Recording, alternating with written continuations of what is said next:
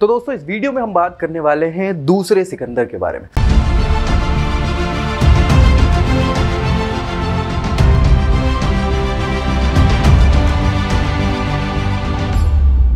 दूसरा सिकंदर आपको अगर याद हो, पहला सिकंदर तो सबको पता होता है, लेकिन दूसरा सिकंदर ये उपाधि दी गई थी किसको? अलाउद्दीन खिलजी को। अलाउद्दीन खिलजी की हम यहाँ पे बात करने वाले हैं। खिलजी वंश में अलाउद्दीन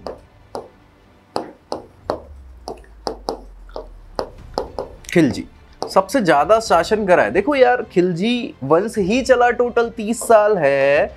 उस 30 साल में 20 साल का शासन रहा है केवल और केवल अलाउद्दीन खिलजी का। हमने देखा था कि कैसे अलाउद्दीन खिलजी ने अपने ही चाचा या बात कर ले अपने ही ससुर को मार दिया था कड़ा मानिकपुर में, जबकि वो बहुत ज़्यादा विश्वास करते थे भांजे पे, अपने दामाद पे।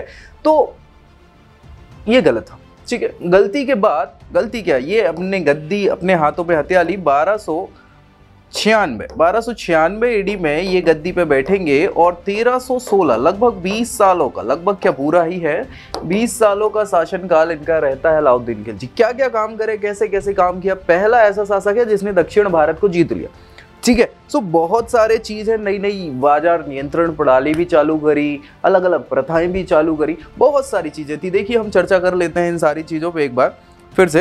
क्या है, कैसा है, एक बार मैं आपको बता देता हूँ। देखो, हुआ कुछ ऐसा था कि जलालुद्दीन जब शासक बना या उसने गद्दी अपने हाथों में करी, खिलजी वंश स्टार्ट करा, तो उसके बहुत सारे रिश्ते नातेदारों को उनने क्या कर दिया था, कुछ ना कुछ पद दे दिया था। उसमें ये भांजा भी था। इनके पिताजी सियाबुद्दीन जो थे वो भी पहले बलबन के समय सेना में सैनिक हुआ करते थे, जो मर गए थे, एक्सपायर हो गए थे पहले ही 1290, मतलब खिलजी वंश आने के पहले।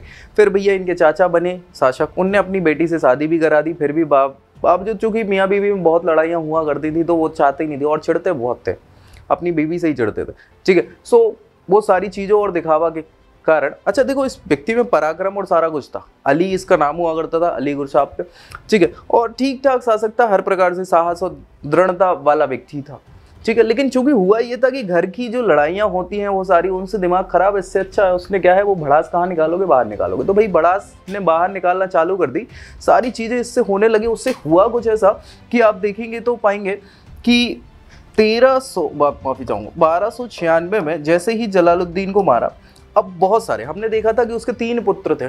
एक पुत्र तो एक्सपायर हो चुका था, 2 पुत्र और बचे थे। किसके? जलालुद्दीन के। ये तो भांजा है ना, भतीजा है ना, ठीक है। सो 2 बेटे थे।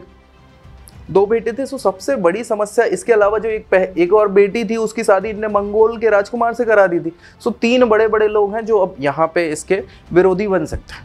और बहुत सारे तुर्क अमीर भी हैं। तुर्क अमीर के अलावा जो खिलजी अमीर हैं, वो सभी इससे अब चटके होंगे, ऑब्वियस ही बात है। तो इन सारी समस्याओं को निजात पाने के हिसाब से ये कोशिश करी जाए कि जितने से ज़्यादा लोग इससे मिल जाएं, वो मिला लें। इनने भाई जो देवगिरी से पैसा लेके आए थे ये लूट के, ऐसा कहा जाता है कि हजारों मन का मन, यानी एक मन में मेरे ख्याल से 40 किलोग्राम होता है। तो हजारों मन की तादाद में उसमें सोना, चांदी और रत्नों की भरमार लगी हुई थी। ऐसे तो इन्होंने पैसे लुटाए हैं लोगों पर। जितने अमीर इनके पास आ गए, तो 20, 30, 40 मन इनने अमीरों को दान में ऐसे ही दे दिया, तो वो इनके साथ मिल गए। भाई इतना सोना चांदी देख के आदमी वैसे ही बोल गया, लड़ी चलो ठीक है ना। सो ये अमीर को मिला लिया, सब हो गया। यहाँ दूसरा सोने पे सुहागा क्या हुआ कि भाई इनने कड़ा मानिकपुर में मारा था किसको? जलालुद्दीन को ना। वहां से इन्हें दिल्ली जाना था, क्योंकि दिल्ली में ही तो सिंहासन, वहीं राज्याभिषेक होगा। तो जुलाई के आसपास 1296 में मार दिया। लेकिन ये दिल्ली पहुंचे अक्टूबर में। आप मान लो जुलाई से अगस्त, सितंबर, अक्टूबर, यानी कि 3 महीने हैं इनके पास। तो 3 महीने ये स्लो पहुंचे वहां आराम से। उससे फायदा भी हुआ इनको। और ये ऐसा बोल सकते हैं कि इन्हें अपने गुप्तचर फैला रखे थे आगे, क्योंकि सबसे बड़े जो इनका 2nd नंबर का बेटा था जलालुद्दीन का, वो बचा था, है ना। सो वो क्या इनका परम शत्रु हो सकता था, वही चाहता, क्योंकि वही तो अगला उत्तराधिकारी था।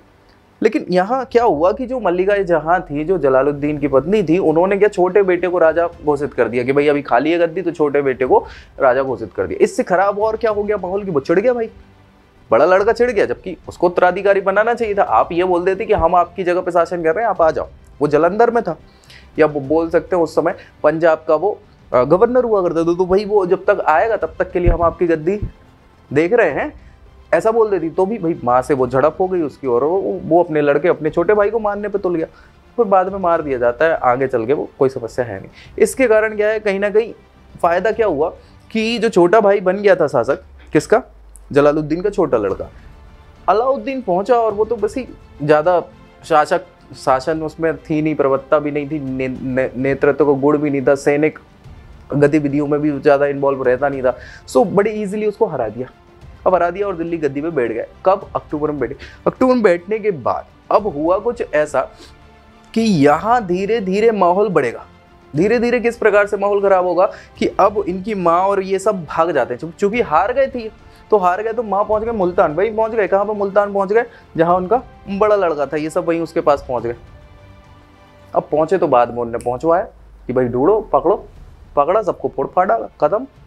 सबसे पहले तो इनने ये खत्म करवा दिया। क्या खत्म करवा दिया? कि माहौल ही खत्म हो जाए भाई, नहीं तो समस्या होगी। आज नहीं तो कल वो सारी चीजें चलती जाएंगी। उनने मंगोल के शासक को बुलाया, जो उनकी बेटी, मतलब एक और क्या बोल सकते हैं उसको, इनकी जो पत्नी है, उसकी जो बहन है, उसका जो शौहर है, वही है ना, मंगोल का राजकुमार जो था, उसको भी पकड़ के अंधा अंधा कर दिया और सबको मरवा डाला आगे चल के।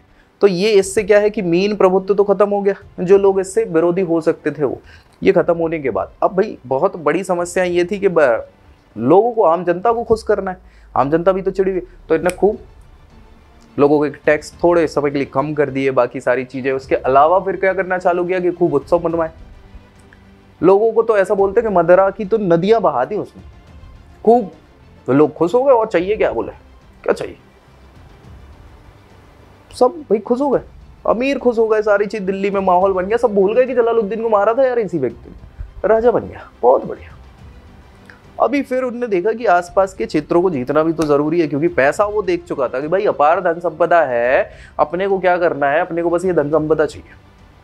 अच्छा, एक समय तो ऐसा मान के चलो कि भाई उसको ये विचार आया कि हम सिकंदर की तरह विश्व विजय कर लें। लेकिन उस समय जो दिल्ली के काजी थे, बर्नी के चाचा हुआ करते थे, बर्नी इतिहासकार है ना, सो बर्नी के चाचा उस समय के काजी हुआ करते थे दिल्ली के। उनने उनको समझाया कि महोदय वो किस पागल हो गए हो क्या? पहले भारत जीतो, फिर तुम विश्व जीतना, किसी बातें कर रहे हो? विश्व चले जाओगे तो इधर कौन ध्यान देगा? मैंने कहा हाँ ये भी सही कह रहे हो आप, क्योंकि पढ़ा लिखा नहीं था भाई, अलाउद्दीन पढ़ा लिखा नहीं था, लेकिन हाँ वो दिमागदार व्यक्ति था। तो भाई उसने दिमाग क्या, भाई विद्वान है किस लिए? पैसे दिए उन्हें, विद्वान उनको दिमाग देंगे सब। बाकी वो कई बार क्रॉस चेक भी कर लेता था, इतना दिमाग था कि हर बार इसी की बात नहीं मानना है, पहले दो लोगों से और समझ लेंगे यार सही तो नहीं बोल रहा, गलत तो नहीं बोल रहा, क्या है सारी चीज, ठीक है। सो वो दिमागदार व्यक्ति था। अब इनने क्या किया कि धीरे धीरे विजय करना भी चालू करी। तो सबसे पहली विजय की अगर बात करें तो देखो, अपने समय में वो मालवा जीत चुका था। मालवा के बाद देवगिरी के में भी उसने संधि करके खूब पैसा लेके आया था, तभी तो भैया वही पैसे से तो फायदा हुआ। इनने अब आक्रमण करा गुजरात पे। गुजरात में उस समय बघेल शासक हुआ करते थे, कर्ण बघेल नाम हुआ करता था, है ना। सो कर्ण बघेल ये सोलंकी साम्राज्य जो पृथ्वीराज के समय चल रहा था, उनके ही रिलेटिव हुआ करते थे, जिनने बाद में सोलंकी वंश खत्म होने के बाद इनने साम्राज्य स्थापित कर लिया। तो कर्ण बघेल था, अरे कर्ण बघेल को इनने हरा दिया। अब जब हराया तो वो भागा कहाँ? रामचंद्र के पास, देवगिरी। इतनी तेजी से भागा कि वो भागा और उनकी बेटी भागी, बाकी पूरा का पूरा पैसा ऐसा सब छोड़ छाड़ के भाग गए। अब इनके जितने भी सैनिक सरदार रहे, सेना नायक रहे, सबने भंवर लूटपाट मचाई, वहां पर खूब पैसा लूटा, स्त्रियां बच्चे सबको मार काट करी है और परेशान करा है सब।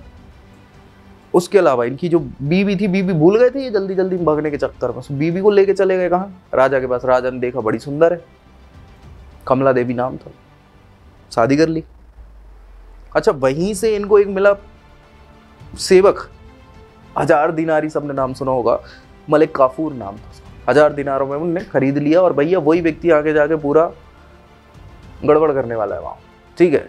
इनिशियली वो एक हिजड़ा था, मुस्लिम था, मतलब हिंदू था पहले, बहुत पहले, लेकिन वो माहौल की दशा को समझते हुए मुस्लिम धर्म अपना लेता है, हिजड़ा व्यक्ति रहता है, लेकिन हाँ वो पराक्रमी शौर्य साहसी व्यक्ति रहता है। तो उसने धीरे धीरे, जब भाई गुजरात को आपने जीत लिया तो अब गुजरात के ऊपर है राजस्थान वाला, राजपूताना वाला माहौल, यही लोग तो हमेशा से परेशान करते हैं।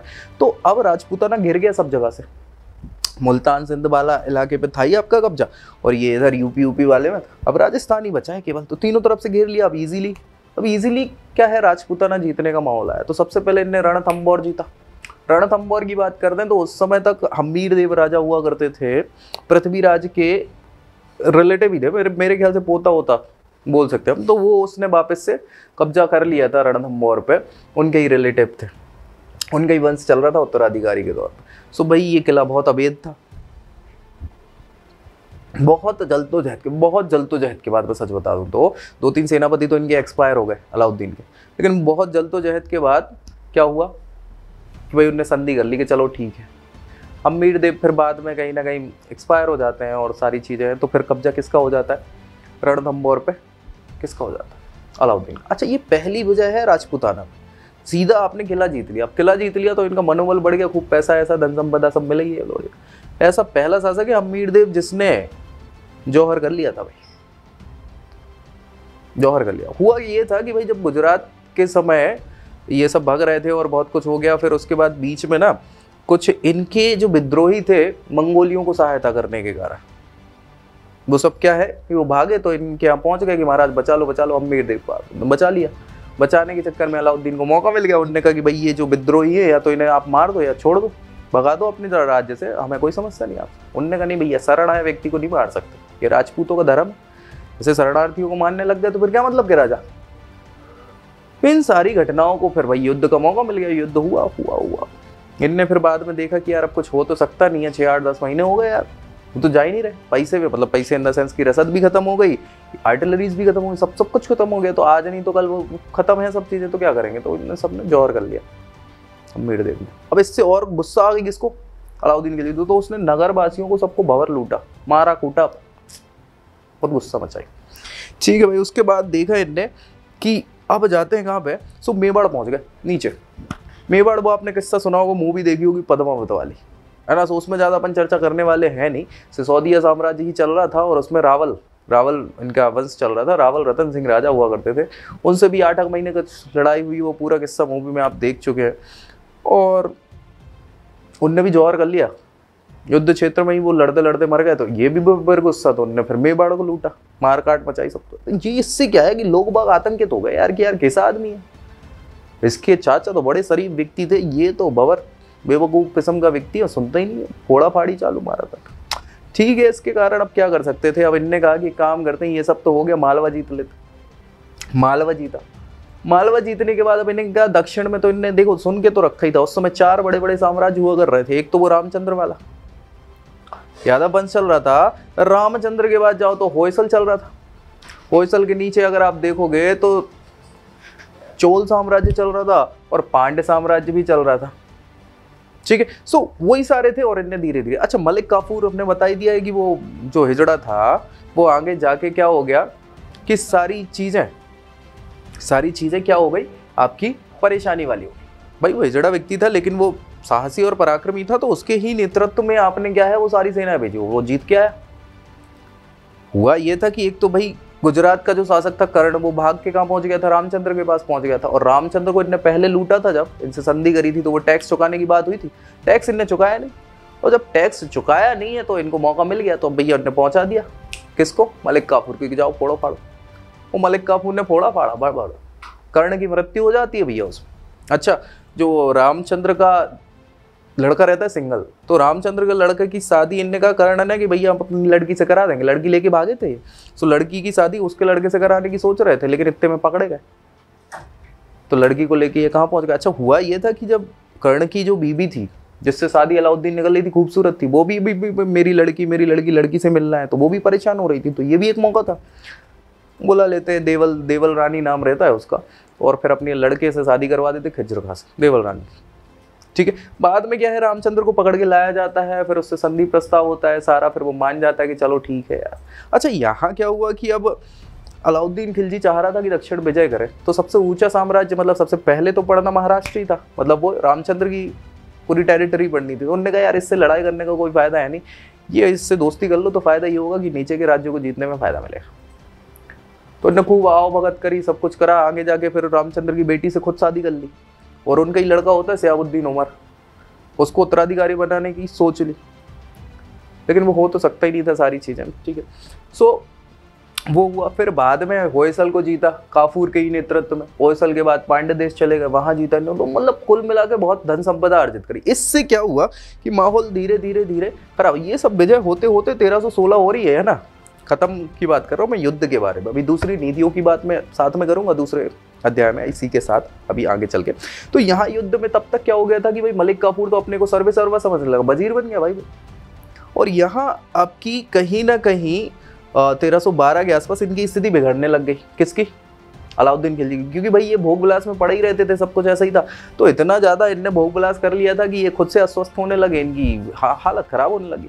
इस हालत खराब होने से क्या हुआ कि आसपास के लोगों को फिर थोड़ा सा माहौल मिला, तूल मिला कि यार अब विद्रोह करना है। विद्रोह भी चालू हो गए सारे कुछ, और धीरे धीरे धीरे धीरे माहौल इतना खराब होता चला गया कि मैं बताऊंगा आगे क्या हुआ। इसके अलावा इनने जो अच्छाई वाले काम करे, जैसे मैंने आपको बताया था कि इनिशियली जब ये राजा बना तो वही बर्नी के जो चाचा थे उनने इनको सलाह दी थी। उस सलाह में इनने और चर्चाएं करी कि भाई करा क्या जाए, क्या करा जाए कि ये जो माहौल है आसपास का उसके लिए क्या कैसी चीजें करी। तो उन्होंने 3-4 सजेशन दिए थे। एक तो वो विश्व विजय छोड़ के पहले भारत विजय की बात करी, है ना, वो मान ली इसने, बाकायदा मान ली। दूसरी जो समस्या थी वो ये थी कि भाई क्या कैसे किया जाए कल को, यार जैसे मैंने क्या किया हुआ है, मैंने भी तो विश्वासघात करके ही ये सिंहासन पाया है ना, ये राज्य पा लिया है, ऐसी कोई और भी कर रहा हो, क्या किया जाए। तो उन्होंने कहा सबसे पहले तो गुप्तचर प्रणाली बहुत चुस्त दुरुस्त तंदुरुस्त कर लो भैया। आपकी जगह जगह पे क्या होना चाहिए, गुप्तचर होने चाहिए, सारी बातें आपको पहले पता होनी चाहिए। किसी की भी व्यक्ति से कहीं से भी कोई बात हो रही तो दीवाल के भी कान होने चाहिए, इसीलिए गुप्तचर ये आदत ही इसीलिए आई। ये मुहावरा दीवालों के भी कान होते हैं, इसीलिए कहा जाता है कि गुप्तचर कहीं भी हो सकते हैं, दीवाल में घुसे हों।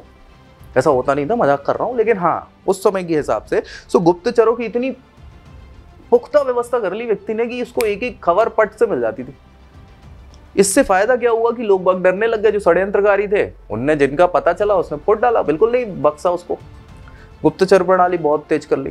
दूसरा इनने कहा और क्या किया जाए, तो इनने कहा जितने विद्रोही है छुप छप जाते, तो सबसे पहले ये जंगल अंगल के रास्ते बहुत अच्छे करो ताकि अपनी सेना तुरंत द्रुत गति से पहुंचे, बड़ी तेजी में पहुंचे और फोड़ फाड़ करके सारी चीजें कर लो। हाँ यार ये भी थी। सो इनने व्यवस्थाएं करवाई, सड़कें अड़के बचवाई, उधर पे सराय राय बनवाए लोगों को, सेना को रोकने के लिए, उनकी व्यवस्था करने के लिए, सारी चीजें।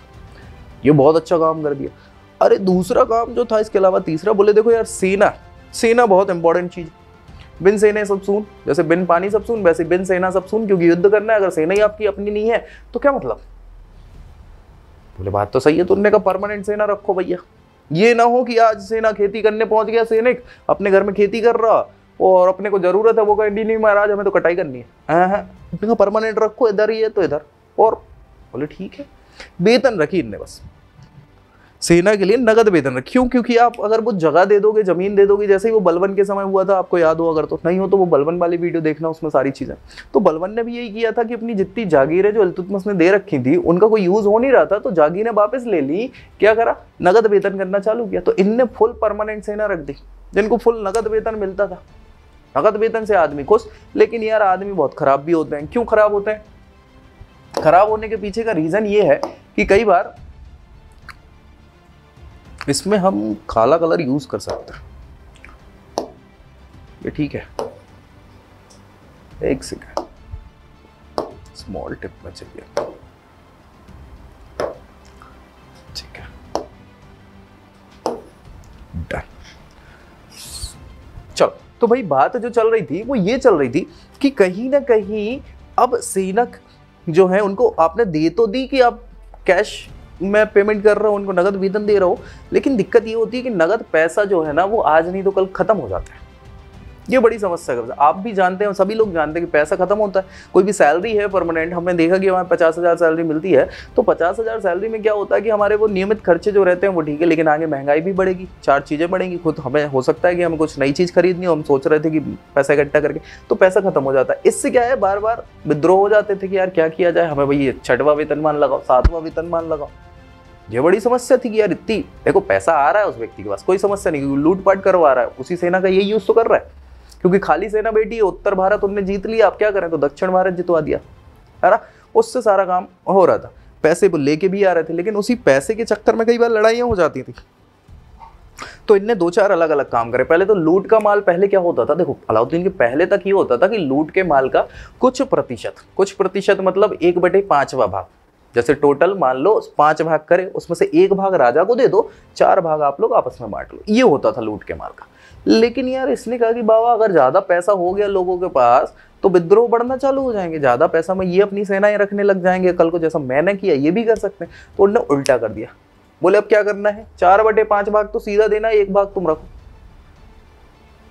तो इससे लोग बाग चटकने लग गए ना यार कि यार सेनाओं को, उन्होंने कहा भाई हम तुम्हें नगद वेतन तो दे रहे हैं ना, नगद वेतन हम दे रहे हैं, कोई समस्या नहीं। नगद वेतन से भी अभी समस्या आएगी तो उससे बाजार नियंत्रण प्रणाली की भी बात करी जाएगी, कैसे क्या बाजार को नियंत्रण करा।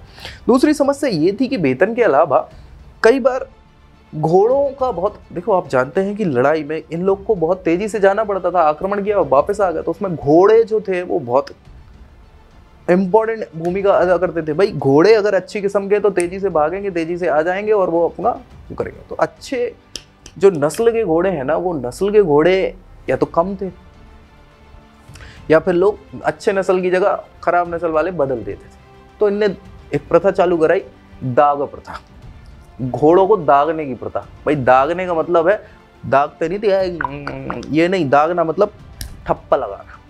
तो सील ठप्पा लग जाता था। अब वो ठप्पा आपको पता ही है जानवरों में कैसे क्या लगता है, समझ रहे हो, ताकि वो नस्ल चेंज ना हो, ये घोड़ा किसका है, ये इसका है तो इसका है, और ये अच्छी नस्ल का है, खराब नस्ल के सब हटा दिए, बोला कोई दिक्कत ही नहीं। दाग प्रथा के अलावा इनने हुलिया प्रथा सैनिकों की, चूंकि परमानेंट सेना रखनी है, अब हमें हुलिया पता होना चाहिए ये व्यक्ति डबल से ये है भी कि नहीं है सेना में, दूसरे पे सैलरी लेने ही आ जाता है, दिखता ही नहीं है अगली बार को भैया का नाम है तो ये हुलिया बनाने का काम इनने चालू कर दिया। तो हुलिया और दाग प्रथा बहुत इंपॉर्टेंट प्रथा है जो इनने चालू करवा दी। ठीक है, परमानेंट सेना वेतन पे रखती सारी चीजें। इसके अलावा बाजार नियंत्रण प्रणाली की भी बात करी। उन्होंने कहा देखो भाई बाजार को नियंत्रित करना है। तो होता ये था कि पूरे मार्केट में महंगाई हर बार हर जगह बढ़ती है। भारत की बात कर ले, हम अपनी ही बात कर लें तो आज भी महंगाई बढ़ती है, समय के साथ महंगाई बढ़ती जाती है ना। सो महंगाई बढ़ती जाती थी, उसके कारण क्या है, पैसे कम पड़ने लग जाते थे सैनिकों। तो उन्होंने कहा भाई फिर बढ़ाओ 6वां वेतनमान, 7वां वेतनमान। इन्होंने कहा यार ये तो बड़ी समस्या का विषय है यार, पैसा बार बार बढ़ाना पड़ जाता है सेना को। ने कहा क्यों ना बाजार नियंत्रित कर दिया जाए। बाजार नियंत्रित करने का मतलब है उनने पूरा का पूरा बाजार पहले तो 3 भागों में बांट दिया। एक ऐसा भाग था जिसमें केवल जरूरत के सामान, जो आए दिन की जरूरत के सामान चाहिए वो, दूसरे में दास गुलाम जानवर बिकते थे, तीसरे में आपके बाकी की रसद और इनसे संबंधित चीजें बिकती थी। सबके दाम इनने क्या कर दिए, बिल्कुल फाइनलाइज कर दिए, कोई कम ज्यादा नहीं। 5 टके का 4 सेर गुड़ मिलेगा तो गुड़ ही मिलना है, शक्कर मिलेगी 3 सेर तो 3 सेर मिलेगी, चावल मिलेगा 1 सेर तो 1 सेर मिलेगा। तो ये इस टाइप की सारी चीजें थी जो इनने पूरे के पूरे रेट जो है फिक्स कर दिए। अब रेट फिक्स होने से क्या हो गया कि हमें ये पता कि हमारी सैलरी अगर 10,000 है तो हमारा टोटल खर्चा आज कितना है, 5,000 का है, 5,000 सेविंग होगी, या 8,000 का है 2,000 सेविंग होगी। ये आदमी को लगता था तो उनको थोड़ा ठीक लगा और ये व्यवस्था चलती रही। अब इसमें और क्या था कि भाई महंगाई बढ़ने का दूसरा कारण क्या होता था कि लोग बाग ना काला जमाखोरी करने लग जाते हैं, काला बाजारी करने लग जाते हैं। जो व्यापारी लोग रहते हैं कि भाई जरूरत की चीज है, अभी गर्मी है, गर्मी में नींबू दबा के रख लिए लोगों ने, नींबू दबा के रख लिए तो महंगे हो गए कि नहीं। तो भाई ये समस्या का वजह, ऐसी कंडीशन में उसने क्या करा, उसने कहा कि भैया देखो अगर तुमने ऐसा कुछ किया है तो सबसे पहले तो एक दीवान रियासत विभाग बनाया, पूरा वाणिज्य विभाग था जिसमें पूरी वाणिज्य की जानकारी सारी कुछ रहा। और फिर मंडियां बनाई अलग अलग, मैंने बताया बाजार अलग अलग कर दिया आपने कि ये व्यवस्था यहाँ होगी, ये व्यवस्था यहाँ होगी, ये व्यवस्था यहाँ होगी, और बाजार में सबके अलग अलग सेनाएं, मंडी अध्यक्ष जो होते हैं वो पद रख दिया और उसको फुल छूट दे दी। आपने देखा कि इस व्यक्ति ने 1 किलो की जगह 950 ग्राम तोला है, 50 ग्राम काट लिया है, तो उस व्यक्ति के हाथ से ही निकाल लो, पांव से निकाल लो 50 ग्राम और उसको दे दो। अब जब ये हरकतें होने लगी कि उसके शरीर से ही हिस्सा निकाल के देने लगे तो लोग घबराने लग गए, जो जमाखोरी कालाबाजारी कर देते। तो माहौल इतना सही हो गया कि लोग परेशान होना कब। ये व्यवस्था इतनी बढ़िया बनाई, सारी चीजें उसने दिल्ली के आसपास सीरी महल बनवाया, 1000 खंबा महल बनवाया, है ना। तो ये सारे काम उस व्यक्ति ने अपने हिसाब से करे। लेकिन अंतिम दिनों में क्या है ना कि माहौल इतना खराब हो गया कि अब देखो माहौल समझना कि आपने अपनी पत्नी और वो चाचा वाले बहुत सारे लोगों को खत्म करवा दिया था, ठीक है। अब जो अपने ही वाले बचे हैं तो अपने में 3-4 से ज्यादा तो इनकी पत्नियां ही थी, 2-3 प्रमुख थी। एक तो वो रानी कौन सी, जो कमला देवी वाली, है ना। दूसरी रानी कौन सी, रामचंद्र की बेटी ये, और इसके अलावा एक वो बड़ी बेटी जलालुद्दीन की, और बाकी और भी पत्नियां थी तो उनसे अलग अलग बच्चे थे, है ना। जिसमें से एक खिज्र का, दूसरा वो रामचंद्र की बेटी से साबुद्दीन उमर होने वाला है, हो गया। तो ये प्रमुख लोग थे। बाकी के और भी बहुत सारे अलग अलग सारी चीजें चलती जा रही हैं। तो इनको क्या करना था, इनको बेटा बनाना था खिज्र खां को।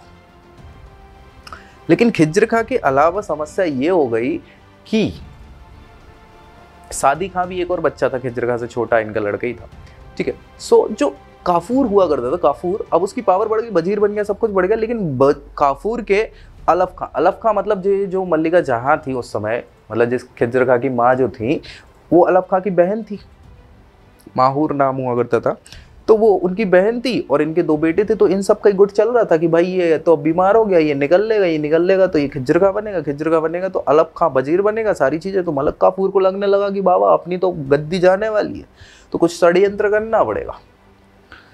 तो अब हुआ ये था कि वजीर था और इतना विश्वास पात्र हो गया था अलाउद्दीन को, लगता ही नहीं था कि कभी ये ऐसा कुछ कर सकता है। जैसे उस समय की बात थी जलालुद्दीन के समय, विनाश काले विपरीत बुद्धि वाली, कि जलालुद्दीन को लगता था ये कभी धोखा देगा ही नहीं। ऐसे काफूर के समय अलाउद्दीन को लगने लगा कि यार ये तो अपना ही व्यक्ति है, कोई समस्या है नहीं, तो उसकी सुनने लगा और उसने भड़काना चालू कर दिया कि ये मल्लिका जहां विद्रोह करवाना चाहती हैं, ये आपका लड़का खिज्र खां सहयोग करता है, ये अलफ खां देख लो आपका साला है, ये ऐसा वेला वेला सब देने लगे। हालांकि अलाउद्दीन मानना नहीं चाहता था, लेकिन यार अब किसी ने बोल दिया तो शक तो होने ही लग जाता है ना।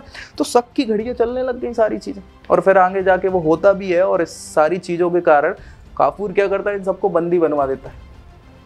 खिज्र खां, सादी खां, मल्लिका जहां, अलफ खां, सबको बंदी बनवा के ग्वालियर डलवा देता है, वहां से गायब हो जाते हैं। खिज्र खां भी वापस आ ही नहीं पाता, सारी चीजें। अब बचा कौन? उमर। अच्छा, लास्ट तक क्या होता है, बिल्कुल 1316 के आसपास की बात करें तो इतनी तबीयत खराब हो गई कि इन्हें समझ में ही नहीं आता था अलाउद्दीन को क्या चल रहा है। तो खिज्र खां और इन सब पे तो भरोसा उठ ही गया था, तब तक इनको बंदी गृह में डाले रखा था सारी चीजें। अब बच्चा सियाबुद्दीन उमर। तो काफूर ने कहा ये छोटा है, अल्पवयस्क पुत्र है, कुछ है ही नहीं, बड़ा बच्चा नहीं, शादी खा अंधा करवा दिया, सबको खत्म करवा दिया। तो इनने क्या अलाउद्दीन से बोला कि सियाबुद्दीन उमर को बना देते हैं राजा। अब उसने कुछ हाँ नहीं बोला ना बोला, तो इनने चुप्पी को क्या मान लिया कि है सही है सब। बाद में बेच दे दिया, वो खत्म ये अलाउद्दीन का। तो अलाउद्दीन खिलजी खत्म हो गए भाई। अब खिलजी की तो पूरी विनाश लीला खत्म हो गई। अब मलिक काफूर को लगा कि अपने को राजा बन जाना चाहिए, शहाबुद्दीन उमर को बना के कुछ समय के लिए उसको भी बंदी बना देते हैं, फोड़ डालते हैं। यहाँ ये समस्याओं का विषय हो जाता है, ठीक है। तो उसको मारने के बाद, उसको भी मारा नहीं है, मारेंगे ये, लेकिन कोशिश करते करते इनका एक और लड़का था भी, याद रखना, बड़ा मुबारक खिलजी।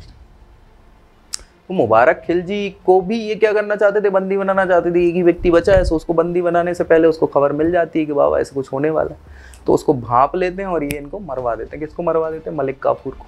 मलिक काफूर को मरवाने के बाद वापस से और अपने जितने भाई बहन जो बंदी बने थे, वही खिज्र खां हो गए, सादी खां हो गए, अलफ खां जो उनके मामा हो रहे हैं, और जो मल्लिका जहां, सबको खत्म करवा देता कौन? मुबारक खिलजी। मुबारक खिलजी खुद शासक बन जाता है ना। और किसका? कुछ समय के लिए शहाबुद्दीन उमर का संरक्षक बनता है। फिर बाद में उसको भी खत्म कर के खुद ही गद्दी हत्या लेता है, ठीक है। सो शहाबुद्दीन उमर अल्पकाल के लिए अल्पवयस्क पुत्र था, है ना, खिलजी साम्राज्य का, जो खत्म हो गया। अब मुबारक खिलजी आएंगे। तो मुबारक खिलजी, देखो मैं आपको बता दूं कि ऐसा व्यक्ति था, सबसे पागल व्यक्ति था पूरे गुलाम वंश का। और भाई कैसे क्या माहौल बनाया उसने, फिरता रहता था सारा नाच नचनियों की जैसे, ठीक है। नेक्स्ट वीडियो में हम चर्चा करेंगे बिल्कुल मुबारक खिलजी की। उसके बाद मिलते हैं नेक्स्ट वीडियो में, तब तक के लिए जय हिंद।